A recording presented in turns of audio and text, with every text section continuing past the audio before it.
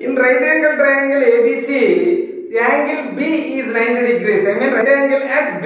So A equal to 20 centimeters and BC equal to 7 centimeters. Determine the values of sin A and cos A and sin C and cos C కనుక్కోమంటాడు. So first మనం ఏం చేద్దాం? So right angle triangle draw చేద్దాం.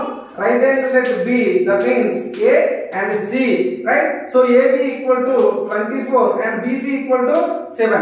Nana, ఇది 24 ఇది 7 అయితే మనం Pythagoras triplet గాని తెలిస్తే ఓకేనా? అంటే సో మన కాన్స్టెంట్స్ ఉంటాయి. Pythagoras triplet కాన్స్టెంట్స్ కొన్ని ఉంటాయి అన్నమాట. 3 4 5 ఓకేనా? సో 6 8 10 అలాగే 7 24 25 ఇలా కాన్స్టెంట్స్ గుర్తుంటే ఏసీ అంటే లేదంటే సాల్వ్ చేయాలి అన్న. సో మనకు ఏం కావాలి? ఏసీ కావాలి. సో Pythagoras formula ప్రకారం so AC square equal to AB square plus BC square నాన్న. BC square. So AC square equal to 24 square plus 7 square రా. సో 24 అంటే ఎంత నాన్న? సో 576 and 49 రా. సో 576 plus 49 625 నాన్న. So AC square equal to 625. So AC equal to root 625. That means 25 రా. అంటే AC equal to ఎంత వచ్చింది నాన్న? 25 రా. అంటే హైపోటెన్యూస్ ఎంత వచ్చిందిరా?